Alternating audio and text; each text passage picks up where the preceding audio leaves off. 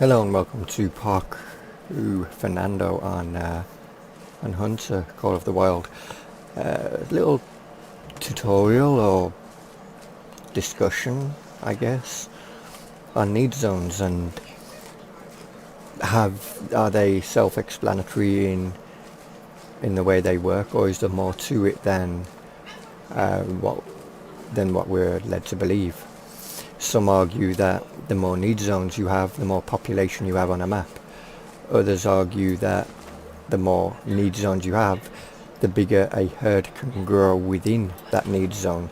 So if you have, say, a couple of, seeing that we're on Parque Fernando, a couple of mule deer need zones, feed need zones, there's a chance that one need zone could actually increase in numbers as to how many animals are tied to that particular need zone. And on the Hirschfelden, it's funny because I I went to a location where there was only one bison, and for days, game days, I mean, for game days, there was only ever one bison there. Every time between, I'd get there about 7 o'clock, but I went there from 5 and just sat there until the time zone was up and the bison walked away. And it was the same every single game day. And I was looking for fallow deer more than anything. And this was before the update came out, which added muzzle loaders into the game and also added key fixes like Hirschfelden's population fix. And after the fix, I went there, and it was the same thing. You know, the one bison, same time, but one bison. And I'm like, okay, so, but I was finding a lot more animals everywhere else. So I checked it out one more time, and I found a fallow deer there. It was a normal fallow deer location, you know, one of the little lakes, and so you know, the thing with it was I found more bison locations after that, more need zones for bison, and then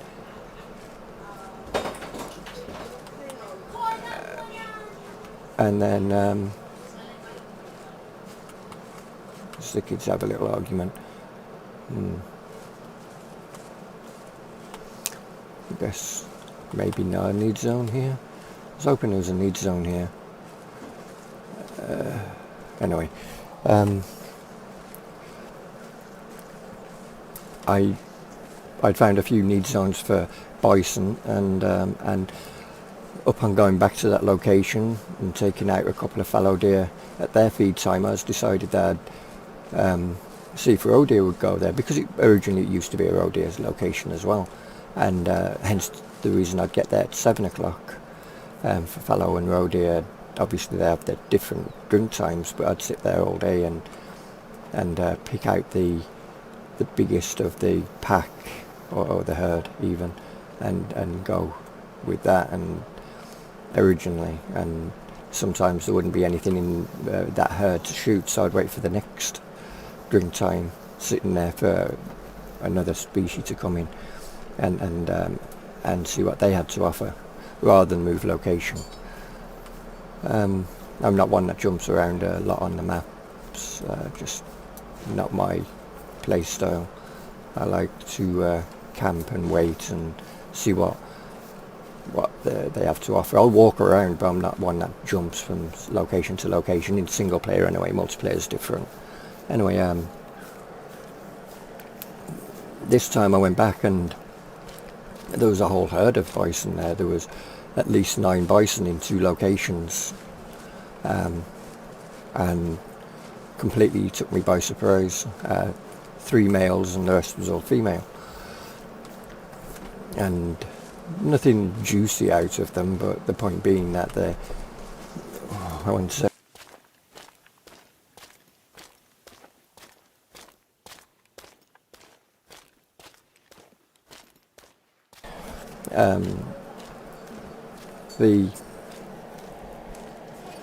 the thing with it was the surprise that all of a sudden there was more bison there. So I questioned, did the population in that need zone grow due to the fact that I'd found more bison need zones nearby?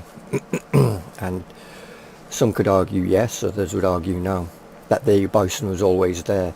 But then why did the need zone suddenly start growing in total amount of animals using that particular zone?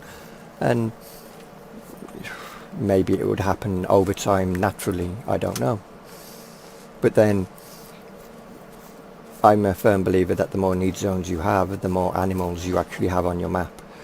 Now, they could actually already be there, and it's just the need zones indicate where they are going, rather than I thought I saw something then. Anyway, rather than anything else. But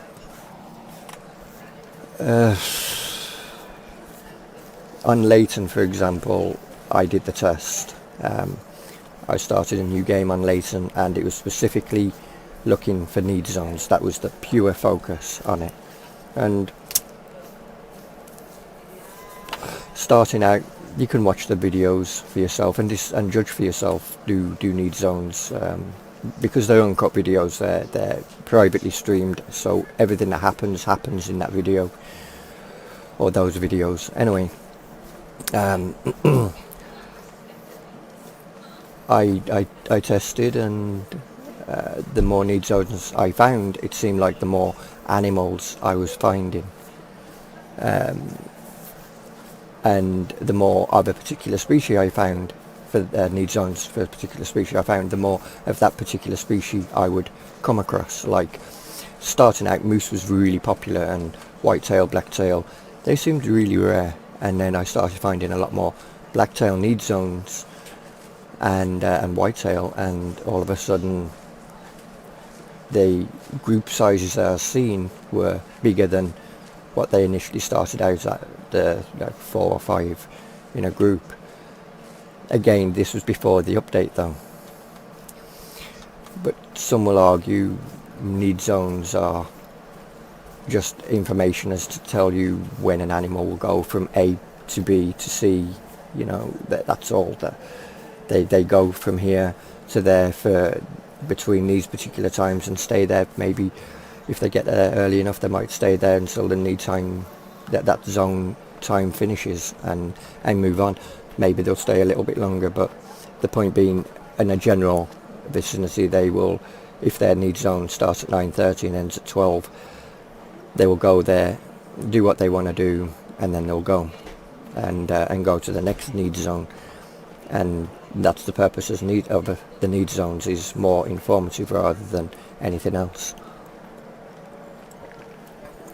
But there are quite a few people out there who believe that there's a lot more to it than that, and after my testing, I'm a firm believer that need zones do make a big difference. Now, some could argue, well, on maps that I've watched people play on, they've done a video on it, they've always seemed to come across animals. Well, if they've pre-recorded them, they could have edited them so this, like for me walking from here to that outpost ahead, they would have perhaps edited all of that out and had it where they did find animals, left that part in, and then edited out the boring parts, or what they can perceive as the boring parts. For me, this isn't the boring part. For me, if I wasn't doing this video, I'd have been constantly looking through the binoculars and looking for animals, and so looking for need zones is, for me, crucial. And as a result, I'm doing 2 tests on top of 1.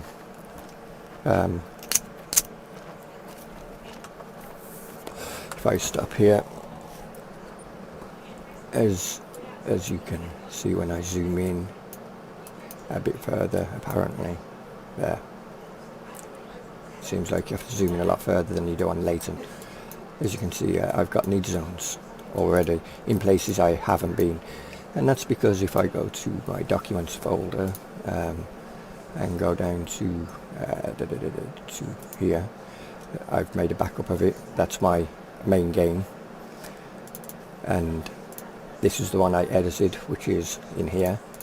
I went into my saves folder and I deleted out of my saves folder not world data. I deleted out of here profile and player information out of every one of these as well, and then started a new game, and hence the reason I'm only level 3, just to test if these need zones will be active or if they move due to it being a new player information. And I haven't actually been over here to find out if these need zones are active. I've been finding new need zones which are, not them ones, because I didn't go there. These down this way I've found, and them ones, because I haven't long started doing this test. So I haven't actually been over that side of the map, even though the indications that I have, but that was in my level 47 character. As we get a animal, maybe not. Anyway, that for me is why need zones are important, and trying not to extinguish those need zones is also of main importance. I don't want to destroy a need zone, so the more pink, the deeper the pink on a map, the higher the hunting pressure. The higher the hunting pressure, the more likely you are to remove any need zones within that hunting pressure's location. So killing 2 animals maximum in one location where there's a need zone, for me, is of main priority. I don't want to go over that. Now you can go over that with hunting stands and blinds and things like that. You can kill quite a few more animals before you have to worry about thus destroying a need zone. And that is one way of doing it, and building your character up. I mean, everybody, including myself, when they first came into the game, all they did was hunt, and they killed anything and everything that they saw. I was definitely guilty of this. I'd place well, at first, before tripods came out, I'd be standing in a hunting stand and I'd call in roe deer and fallow deer, and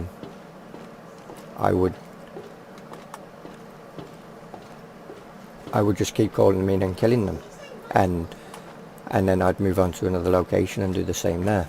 And where do I want to go from here?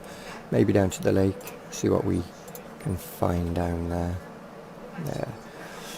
Not much because the wind's blowing in that direction, but you might find a need zone on the way, you never know. So yeah, I was definitely guilty of shooting anything that moved and everything that moved, or shooting at it, not rather than shooting it. I didn't always hit my target, and a lot of the times my target, the shot on the target was poor, and the animal didn't die, and happily ran away a little sore, but laughing in my face because it didn't die.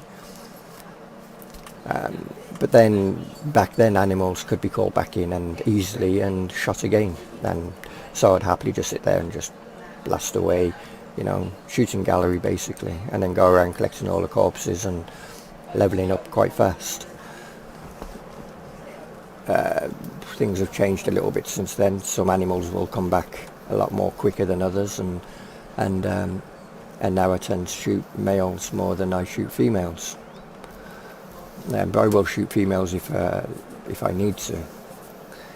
Like I need more ammunition, for example, and I'm running low on money, and I can't find a decent male to shoot, then I'll shoot a female, or if there is a male there, then I'll go for him just to get the money, just to buy some extra ammo. Or if I'm near leveling up. Anyway,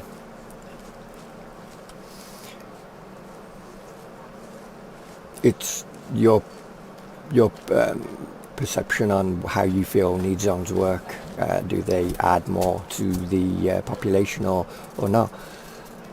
Medved, to me it's a dead map, but after finding need zones it suddenly became a bit more populated.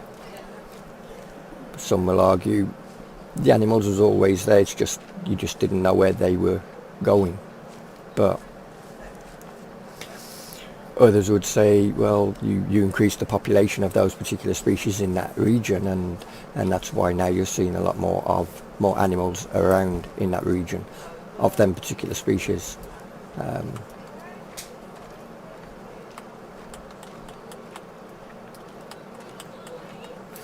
haven't got a rifle to shoot them. Well, I have, but not one that will give me any benefits to it. So I'm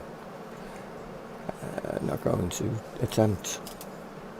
Plus, duck hunting in its own is interesting. I'm not very good at it. I have a few goals, but I'm not one that really enjoys duck hunting. But getting need zones for them would be, nice. But there doesn't appear to be any zone here. And no animals hiding out up there.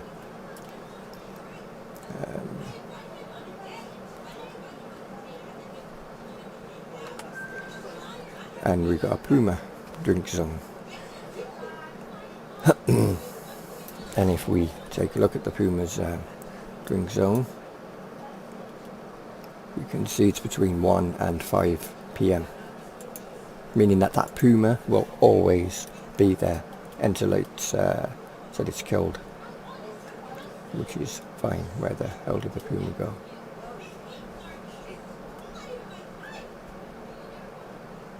Anyway, nevertheless, that puma will always be there until I kill it, or well, yeah, until I kill it, because I don't believe anything else would kill it. Or maybe in multiplayer somebody would, but I don't host this map on multiplayer. If I do, it's with the monkey show and no one else.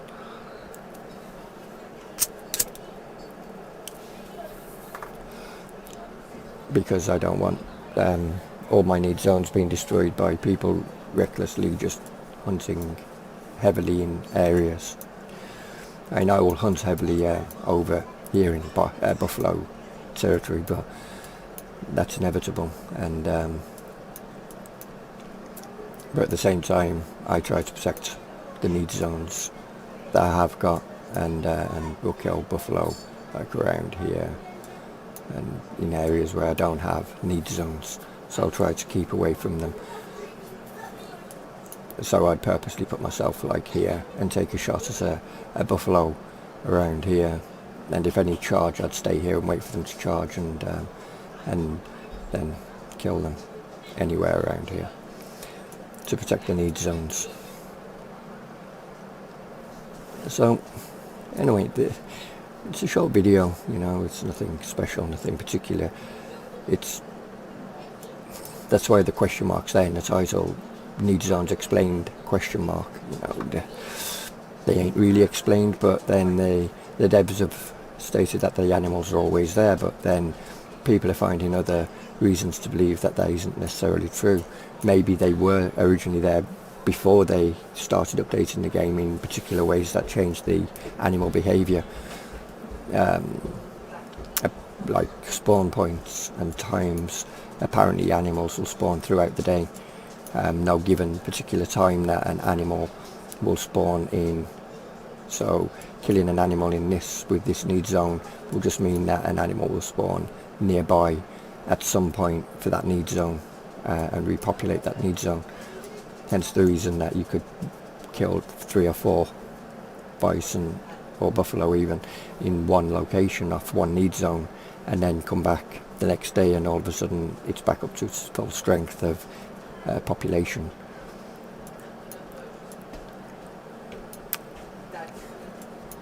But we will see. I mean, sometime over the weekend or next week we'll be doing a monkey show challenge with muzzle loaders and bows only, and going out looking for fallow and roe deer, and the person who gets the biggest kill is the winner of that event. And they don't win anything, it's just pride, but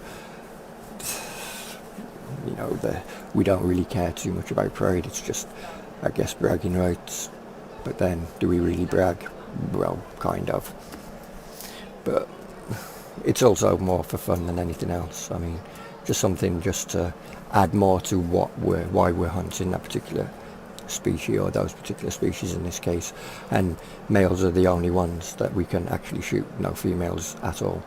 And our newest member to the group, Stu, is currently leveling his character up to be able to track animals a lot easier and you know, give himself a better chance of participating. But also he's doing it because it's fun. I mean, he's having fun, or at least he seems to be having fun, considering it's a game now. He said he'd never buy. Yes, Stu, I know, it's funny, I said the same. How boring could that game to play, and now I'm hooked on it. So yeah, I guess sometimes the most boring games that you think are boring anyway could very well become your next addiction, and are not boring to play, just boring to watch in some ways.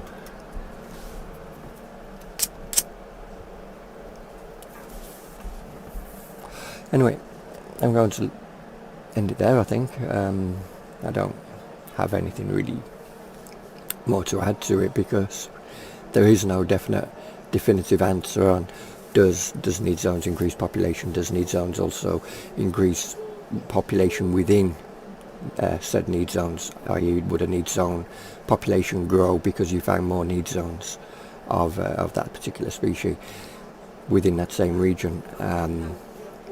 I say yes, people will say no. It's 50-50, but play the game how you want to play it, look after your need zones, and enjoy, and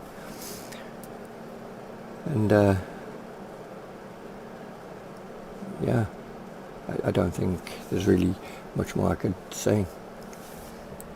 Just enjoy, and until next time, I'll see you all later. See ya.